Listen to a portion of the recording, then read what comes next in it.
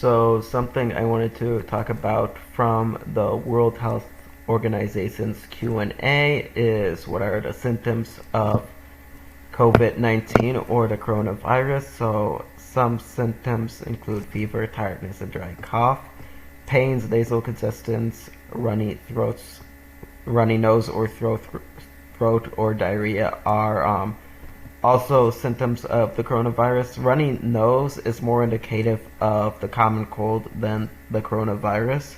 So if it's mostly the runny nose, I believe it wouldn't be as much of a worry, but you should, if you're still feeling like a fever, you should either way I'd say to get yourself tested if you could, if you are feeling that like you have something. I don't want to provide medical advice because nothing I say in terms of that forefront should be taken at all seriously.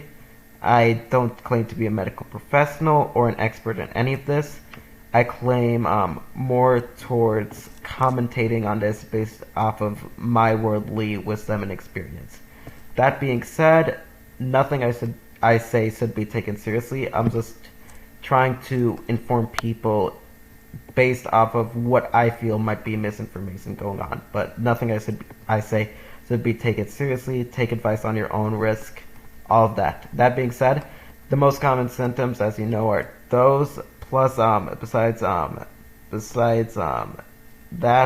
obviously, if you have fever, a very indicative sign is difficulty breathing as a result of you having these flu-like symptoms.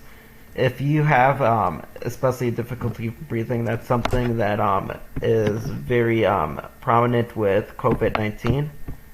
In terms of how does COVID-19 spread, it could be transmitted through air. It's definitely important that you stay at least 3 feet away from someone. Try avoiding touching the eyes, the nose, or the mouth. Use disinfectants regularly and all of that. So who is at risk of developing severe illness? Is COVID-19 the same as SARS, which is not? COVID-19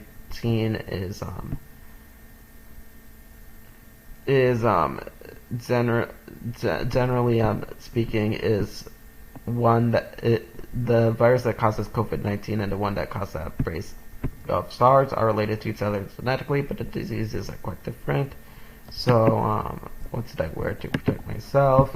So this goes back to masks and all that with air filtration, and then looking at incubation period. So the World Health Organization is a good resource in terms of that, and besides that, they also have their own data dashboard. It's not as updated as it's on Hopkins University one, at least in terms of time, at least from my experience in terms of the times I looked at it.